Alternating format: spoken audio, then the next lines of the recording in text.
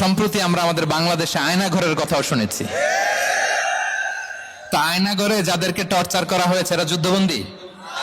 এরা তো কারাবন্দী, তাও অন্যায় ভাবে। এনফোর্স ডিসঅ্যাপিয়ারেন্স ছিল, অন্যায় ভাবে তাদেরকে গুম করা হয়েছে। অন্যায় ভাবে বছরের পর বছর যাদেরকে এভাবে কষ্ট দেয়া হয়েছে, ফ্যামিলি থেকে দূরে রাখা হয়েছে, কিয়ামতের দিন তাদেরকে আল্লাহ জালেমের কাতারে দাঁড় করাবে। ইসলাম কারাবন্দীদের দূরের কথা, যুদ্ধবন্দীদের সাথে ভালো আচরণের কথা বলেছে। আল্লাহ বলেন ওয়ায়ুতঈমুনা আত-তাআমা আলা হুব্বিহি মিসকিনাও ওয়া ইয়াতীমান ওয়া আসীরা। বিশ্বাসীরা গরিব দুঃখীদের যেমনি খাবার খাওয়ায়, যুদ্ধবন্দীদেরও খাবার খাওয়ায়। প্রিয় ভাইরা, খুব বরকতময় একটা সময় আমরা কাটাচ্ছি। রবিউল আউয়াল মাস, এটা মিলাদুন নবীর মাস, সিরাতুন নবীর মাস, বিষ্ণু ইসলামের সিরাত আলোচনার মাস। পুরো মাস জুড়ে আমরা বিষ্ণু ইসলামের আসিরা আল আতেরা, বরকতময় সিরাত নিয়ে, মিলাদ নিয়ে আমরা আলোচনা করে থাকি। তো আজকের এই সন্ধ্যায় আমি বিষ্ণু ইসলামের সিরাত থেকে ছোট্ট একটা টপিক নিয়ে অল্প কয়েক মিনিট কথা বলবো ইনশাআল্লাহ। এবং আমি আশা রাখবো এখন যেমনি আপনারা ঠিক চুপচাপ নীরব হয়ে বসে আছেন মাগরিবের আজান পর্যন্ত, শেষ পর্যন্ত আপনারা ঠিক এভাবেই বসে আমাদেরকে সাহায্য করবেন, কোঅপারেশন করবেন। প্রিয় ভাইরা, যে টপিকটি আমি চুজ করেছি আপনাদের জন্য আজকের এই কনভেনশনে বা কনফারেন্সে, সেটা হচ্ছে আমাদের প্রিয় নবী বিশ্বনবী মুহাম্মদ রাসূলুল্লাহ সাল্লাল্লাহু আলাইহি ওয়াসাল্লামের আচরণ কেমন ছিল। কেমন ছিল আমার প্রিয় নবীজির আচরণ? তিনি মানুষের সাথে কেমন আখলাকে, কেমন ব্যবহার তিনি করতেন, কেমন ডিলিংস করতেন, তার ইন্টারাকশনগুলো মানুষের সাথে কেমন ছিল, তার আচরণ কেমন ছিল, এই টপিকে আমরা কথা শুনবো। আমরা যদি কোরআনকে জিজ্ঞেস করি যে কোরআন তুমি বলো তো বিষ্ণু ইসলামের আচরণ কেমন ছিল, আমার নবীর আখলাক কেমন ছিল, ব্যবহার কেমন ছিল, কোরআন খুব প্রিসাইজলি আমাদেরকে জানায় এবং বলে যে ওয়া ইন্নাকা লাআলা খুলুকিন আযীম, and verily you are on a very good standard of character। এর অর্থ হচ্ছে নবী হে, নিশ্চয়ই আপনি নৈতিক চরিত্রের সর্বোচ্চ মানের উপর প্রতিষ্ঠিত। সুবহানাল্লাহ। চারিত্রিক মাধুর্যতা, চারিত্রিক নির্মলতা, উন্নত চরিত্র, সর্বোত্তম চরিত্র বলতে আমরা যা বুঝাই তার সবটা দিয়ে আল্লাহ তাআলা বিষ্ণু ইসলামের চরিত্রকে নির্মাণ করেছেন। বিষ্ণু ইসলামের মাথার চুল থেকে পায়ের নখ পর্যন্ত একটা কলমের কালির ডট ফেলার ক্ষমতা বিশ্বের কারণেই, ঠিক কিনা বলেন? এজন্য আল্লাহ বলছেন ওয়া ইন্নাকা লাআলা খুলুকিন আযীম, নৈতিক চরিত্রের সর্বোচ্চ স্ট্যাটাস, সর্বোচ্চ মানে আপনি নবী হে প্রতিষ্ঠিত। এবং তিনি বলতেন ওয়া ইন্নামা বুইসতু লিউতাম্মিমা মাকারিমাল আখলাক, আমি উত্তম আচরণের পূর্ণতা দান করার জন্য এই পৃথিবীতে এসেছি। উত্তম চরিত্রের পূর্ণতা দিতে, চারিত্রিক পূর্ণতা দিতে, বিশ্ববাসীকে উত্তম চরিত্র শিখাবার জন্য এই পৃথিবীতে এসেছি। বিষ্ণু ইসলামের চরিত্রের চাইতে সুন্দর চরিত্র এই পৃথিবীতে কারো কি হতে পারে? আমরা তো আমাদের নেতাদের চরিত্রের ব্যাপারে বলি আমার নেতার চরিত্র ফুলের মতো। আসলে কোথায় কি বলতে হবে এই সেন্সটাই আমাদের নাই। আল্লাহু আকবার। বিষ্ণু ইসলামের চরিত্রের ব্যাপারে স্বয়ং আল্লাহ তাআলা সার্টিফাই করেছেন। এবং আম্মা জান আয়েশা রাদিয়াল্লাহু তাআলা আনহাকে যখন জিজ্ঞেস করা হতো যে হে আম্মা, আপনি বলেন তো আমাদের নবীজির চরিত্র কেমন ছিল, কাইফা কানা খুলুকু রাসূলিল্লাহ, কেমন ছিল নবীর চরিত্র, সাহাবারা বড্ড আগ্রহ নিয়ে জিজ্ঞেস করতেন। তো আম্মা জান আয়েশা বলেছেন কানা খুলুকুহু আল কোরআন, বিষ্ণু ইসলামের চরিত্র ছিল কোরআনই চরিত্র। কোরআনে যা করতে বলা হয়েছে, যা করতে বারণ করা হয়েছে, তা প্র্যাকটিক্যালি বিশ্বনবীর জীবনে সেটা করে দেখানো হয়েছে। এবং তিনি বলতেন ইনদামা রাসূলুল্লাহ সাল্লাল্লাহু আলাইহি ওয়াসাল্লাম ইয়ামশি আলাল আরদ কাআন্নাল কুরআন ইয়ামশি আলাইহি, বিষ্ণু ইসলাম যখন রাস্তা দিয়ে হেঁটে যেতেন as if a living Quran is walking on the street, মনে হতো একটা জীবন্ত কোরআন রাস্তা দিয়ে হেঁটে যাচ্ছে। এত সুন্দর ছিল বিষ্ণু ইসলামের চরিত্র। উনি যে নিজেই উত্তম আচরণের ছিলেন তাই নয়, তিনি সর্বোত্তম আচরণ যেন আমরা অর্জন করি এটার ব্যাপারে গুরুত্ব আরোপ করেছেন। রাসূল সাল্লাল্লাহু আলাইহি ওয়াসাল্লামকে জিজ্ঞেস করা হলো নবী হে, কোন জিনিস মানুষকে সবচেয়ে বেশি আল্লাহর জান্নাতে প্রবেশ করাবে? সুইলা রাসূলুল্লাহ সাল্লাল্লাহু আলাইহি ওয়াসাল্লাম আন আকসারি মা ইউদখিলুন নাস আল জান্নাহ, জিজ্ঞেস করা হলো নবী কোন জিনিস মানুষকে বেশি জান্নাতে ঢুকাবে? বিষ্ণু বললেন তাকওয়াল্লাহ ওয়া হুসনুল খুলুক, এক হচ্ছে আল্লাহর ভয়, আরেক হচ্ছে সুন্দর আচরণ। সুবহানাল্লাহ। তাহলে এই হাদিস থেকে বুঝলাম যারা বেশি নামাজ পড়বে তারা বেশি জান্নাতে ঢুকবে নাকি? নামাজ পড়তে পড়তে যারা কপাল কালো করে ফেলছে এরা ঢুকবে না? যারা হজ করতে করতে বড় হাজী সাহেব হয়েছে, জিকির করতে করতে হাতে 3-4টা তাসবিহ রেখেছে, তাদের কথা বলা হয়েছে? এগুলো নিঃসন্দেহে অনেক বড় আমল, কিন্তু সবচাইতে বেশি জান্নাতে প্রবেশ করাবে যে আমল, বিষ্ণু বললেন, এক হচ্ছে আল্লাহর ভয়, আরেক হচ্ছে সর্বোত্তম আচরণ। প্রিয় ভাইরা, ইসলামের মেজাজটাকে চিনে নেন, ইসলামের এসেন্সটাকে বুঝে নেন। আমরা ভালো আচরণকে গুরুত্ব দিতে চাই না। অনেক নামাজি লোক দেখবেন নামাজ পড়তে পড়তে কপালে কালো দাগ ফেলে দিচ্ছে, বাসায় বউয়ের সাথে খারাপ আচরণ করে, খিটখিটে মেজাজের, প্রতিবেশীর সাথে শুধু ঝগড়া, কলিগদের সাথে ঝগড়া, মারামারি, দুঃসম্পর্ক, এরকম আছে না? নাই বলেন, আছে না? কিন্তু নামাজি, অনেক বড় হাজি, একদিনও কোরআন তেলাওয়াত মিস হয় না, তো এত আবাদত করেও সে ইসলামের আসল এসেন্সটাকে ধরতে পারে নাই। বিষ্ণু বললেন, সবচেয়ে বেশি জান্নাতে প্রবেশ করাবে যে দুটি আমল, একটি হচ্ছে তাকওয়াল্লাহ, আল্লাহর ভয়, আরেকটি হচ্ছে উত্তম আচরণ, সর্বোত্তম আচরণ। তো আমরা যেন উত্তম আচরণের অধিকারী হই, আমার স্ত্রীর সাথে যেন ভালো আচরণ করি, প্রতিবেশীর সাথে যেন ভালো আচরণ করি, ছেলে মেয়েদের সাথে যেন আমাদের অ্যাটিটিউডটা ভালো থাকে, আচরণটা ভালো থাকে, কলিগের সাথে যেন ভালো থাকে। বিশ্বনবীর আচরণ যেমন ছিল তেমন আচরণ যেন আমরা গড়ে তুলতে পারি। আওয়াজ করে পড়ুন আমিন। সুনানে আবু দাউদের এক বর্ণনা, বিষ্ণু ইসলাম বলেন, খুব চমৎকার একটি হাদিস, মনোযোগ দিয়ে শুনুন। তিনি বলেন, আনা যাঈমুন বিবাইতিন ফি রাবাদিল জান্নাতি লিমান তারাকাল মিরাআ ওয়া ইন কানা মুহিক্কান। আমি ওই ব্যক্তিকে জান্নাতের আঙ্গিনায় একটা ঘরের গ্যারান্টি দেই যে ব্যক্তি তর্ক করার সময় নিজে হক এটা জেনেও সে তর্ক থামিয়ে দেয়। অনেক সময় হয় না, অনেকে পায়ে পাড়া দিয়ে ঝগড়া করতে আসে, এরকম আছে না নাই? আপনি চুপচাপ দেখবেন একটা বাজে কমেন্টস করতেছে, আবার কমেন্টের নিচে কমেন্ট, আবার গালি, হ্যাঁ আছে না এরকম? বিষ্ণু বলেন, নিজে হক এটা জানার পরেও আর যাতে তর্ক না বাড়ে, যে তর্ক থামিয়ে দেয় জান্নাতের আঙ্গিনায়, তাকে আমি একটা ঘরের গ্যারান্টি দেই। ওয়াবিবাইতিন ফি ওয়াসাতিল জান্নাতি লিমান তারাকাল কাযিবা ওয়া ইন কানা মাযিহান। আর ওই ব্যক্তিকে আমি জান্নাতের মাঝখানে একটা ঘরের গ্যারান্টি দেই যে ব্যক্তি কৌতুক করার সময়ও মিথ্যা পরিহার করে। করতেছে কৌতুক, ফান করতেছে আর কি, হি ইজ কিডিং, পান করে, কৌতুক করে, কিন্তু কৌতুকের সময়ও সে মিথ্যা বলে না।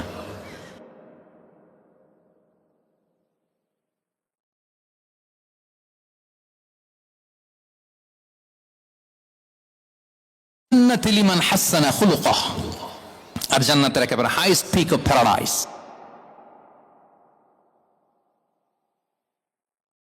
ব্যক্তিকে দেই যে তার আচরণটা সুন্দর করেছে।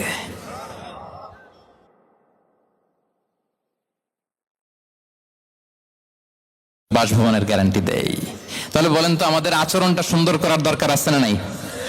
এটা খুব ছোটখাটো একটা আমল, তাই না? কথা বলেন, দক্ষিণ কোরিয়া প্রবাসী ভাইরা আওয়াজ করে বলেন, এটা কি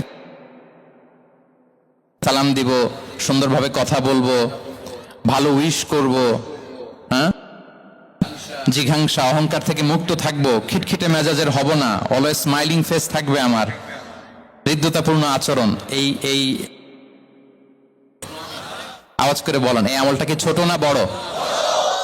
প্রিয় ভাইরা, বিষ্ণু ইসলাম সবার সাথে এরকম মাধুর্যতাপূর্ণ আচরণ করতেন, ছোট থেকে বড়, নারী থেকে পুরুষ, বন্ধু থেকে শত্রু, সবার সাথে সুন্দর আচরণ করতেন। এবং তার এই চমৎকার আচরণে মুগ্ধ হয়ে তার অনেক শত্রু মুহূর্তে তার বন্ধুতে পরিণত হয়েছে। তাহলে আসুন আমরা দেখি আমাদের প্রিয় নবীজির আচরণ কেমন ছিল। এটা ছিল ভূমিকা কথা, ইন্ট্রোডাক্টরি ডিসকাশন।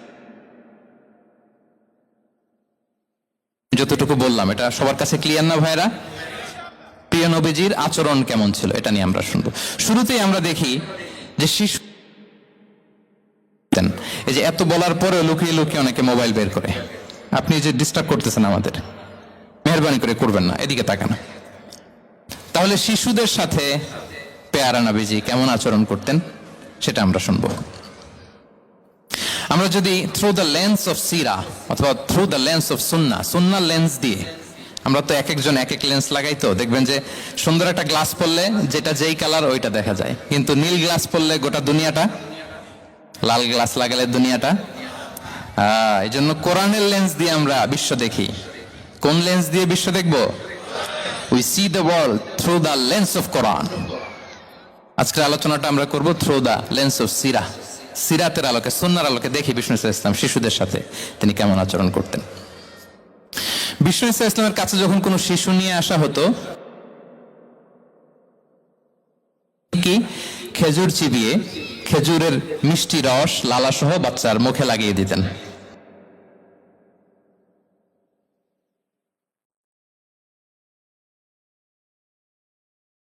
খেজুর চিবিয়ে এর রসটা মুখে ঢুকিয়ে দিয়েছে, বারাকা জন্য আসতো ছোট্ট বাচ্চাদেরকে নিয়ে। মদিনায় যখন সাহাবারা হিজরত করলেন মক্কা থেকে, মুসলিমদের ঘরে সন্তান সন্ততি নাই, বাচ্চা কাচ্চা হয় না। ইহুদিরা টিটকারি করে, এই তো মুসলমানদের সন্তান নাই।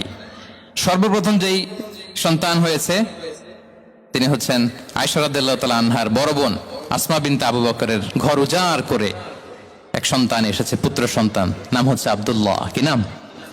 আব্দুল্লাহ ইবনে জুবাইর। তো আসমা আব্দুল্লাহকে কোলে নিয়ে বিশ্বনবীর কাছে আসলেন। বিশ্বনবী খেজুর চিবিয়ে ওনার লালা মিশ্রিত রস খেজুর সহ মুখে লাগিয়ে দিলেন। তো আসমা সবসময় গর্ব করে বলতেন যে আমার সন্তানের পাকস্থলীতে সর্বপ্রথম যেটা ঢুকেছে এটা হচ্ছে বিশ্বনবীর লালা মিশ্রিত খেজুরের রস। আল্লাহু আকবার। বাচ্চারা আসলে বিষ্ণু তাহনিক করতেন, এবং এটা ল্যাবরেটরিক্যালি প্রুভড, সায়েন্টিফিক্যালি প্রুভড যে বাচ্চার জন্মের পরে এরকম মিষ্টি দিলে, স্পেশালি ডেটস নির্যাস যদি দেয়া হয়, তাহলে এটা তার ইমিউন সিস্টেম বাড়ায়, রোগ প্রতিরোধ ক্ষমতা বাড়ায়, তার ব্লাড সার্কুলেশন বাড়ায়, রক্ত সঞ্চালন বাড়ায়। বিষ্ণুনবী এটা করতেন।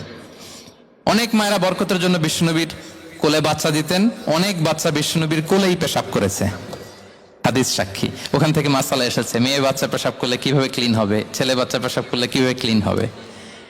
বিষ্ণুনবী কোলে নিয়েছেন, পেশাব করে দিছে ভরায়া। আল্লাহু আকবার। বাচ্চাদের মাথায় তিনি হাত বুলিয়ে দিতেন। যেই বাচ্চার মাথায় বিষ্ণুনবী হাত বুলাতেন, ওই বাচ্চার মাথায় খুব বেশি বেশি চুল গজাতো। সুবহানাল্লাহ পড়বেন না?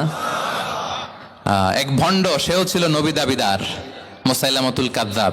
সে নবীকে কপি করত, নবী যা যা করতো তাই করত। তো সেও তার এলাকায় অনেক বাচ্চাদের মাথায় হাত বুলাই দিতে শুরু করলো, যে মোহাম্মদ বাচ্চার মাথায় হাত বুলালে বাচ্চার মাথায় চুল বড় হয়, আমিও তাই করব। সে বলতো আমিও নবী। সে বলতো নবু আনিস শুনলি ওয়ানিস শুনলাকে মোহাম্মদ, হ্যাঁ মোহাম্মদ, নবু তোমার অর্ধেক আমার অর্ধেক। কি মামুর বাড়ির আবদার দেখছেন? বলে আমারটা আমাকে বুঝিয়ে দাও। তো নবীকে কপি করত। বিশ্বনবী কুয়ার মধ্যে লোনা পানির কুয়ায় থুতু ফেললে মুহূর্তে লোনা পানির কুয়া মিঠা পানির কুয়ায় পরিণত হতো। তো এই পানি ওটা মুহূর্তের মধ্যে লোনা পানির কুয়া হয়ে গেছে। তো বিশ্বনবীকে কপি করে সে তার এলাকার নবজাতক বাচ্চাদের মাথায় যখন হাত বুলিয়ে দিতে শুরু করলো, পরবর্তীতে দেখা গেল ওই বাচ্চাগুলো আজীবন ছিল, দূরের কথা, এদের মাথায় চুলই ওঠে নাই। আল্লাহু আকবার, মুজিজাতুন নবী। তো বিষ্ণু মাথায় হাত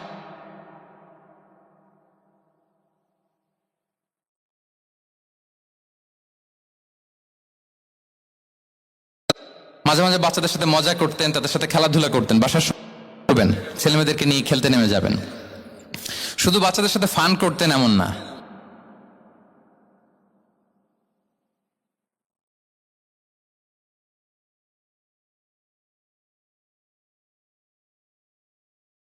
বিসমিল্লাহ বলো, কুলবি আমিনিক, বা হাতে নয় ডান হাতে খাও, বা খুল মিম্মা ইয়ালিক, আর এদিক সেদিক থেকে নয়, তোমার সামনে যেটা আছে ওইটা খাও।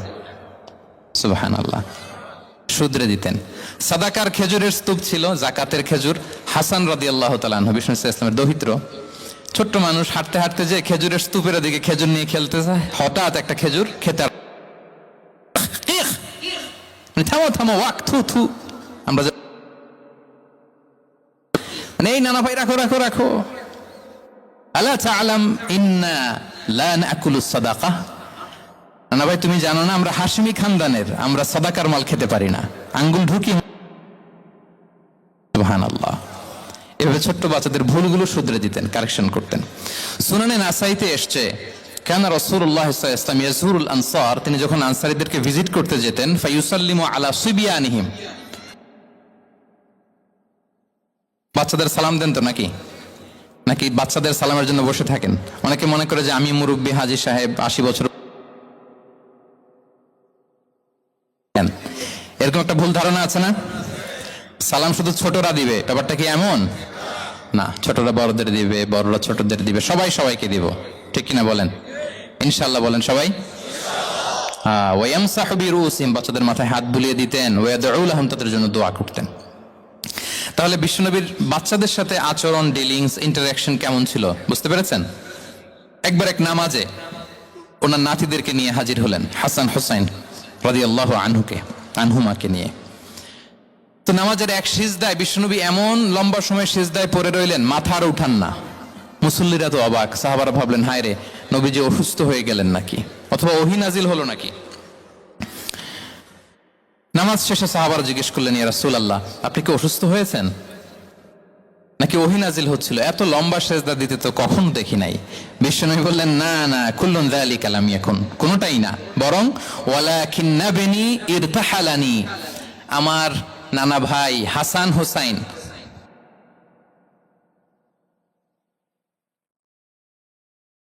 ইয়াকদিয়া হাজাতা, তাদের ডিস্টার্ব হবে, এজন্য সিজদায় পড়েছিলাম। যতক্ষণ তাদের পিঠে উঠে খেলতে মনে চেয়েছে, তারা সিজদা থেকে মাথা উঁচু করে দাঁড়িয়েছি। কি কনসিডারেশন ছিল! আল্লাহ বিহামদি। কিন্তু আমরা কাঁধে নিয়ে খেলবো তো দূরের কথা, আমরা অনেকে বাচ্চাদেরকে মসজিদে দেখলেই রেগে যাই, আছে না নাই? অনেক মুরব্বীরা আছে মসজিদে বাচ্চা দেখতে পারে না, দেখবেন খিটখিটে মেজাজের হয়ে যায়, রিয়্যাক্ট করে। আলহামদুলিল্লাহ গত অনেক বছর ধরে বাংলাদেশে এটা নিয়ে আমরা কন্টিনিউয়াসলি বলেছি যে না, শিশুদেরকে আপনারা মসজিদে আসলে ধমক দিবেন না, ভুল করলে, আওয়াজ করলে, চিৎকার করলেও তাদেরকে বকা দেওয়া যাবে? বলেন, আজকে যদিও বকা খেয়ে মসজিদ থেকে ফিরে যায়, আর কোনোদিন মসজিদের দিকে পা বাড়াবে? ও যাবে ক্লাবে, হ্যাঁ, ও যাবে গানের কনসার্টে, আর ফেরাতে পারবেন মসজিদে? আর আসবে না। খবরদার, আপনার একটা ধমকের কারণে মসজিদমুখী কোনো শিশু যেন অন্যদিকে না যায়। বুঝাবেন যে আব্বু, এটা আমাদের ইবাদত গাহ, পবিত্র জায়গা, এখানে দুষ্টামি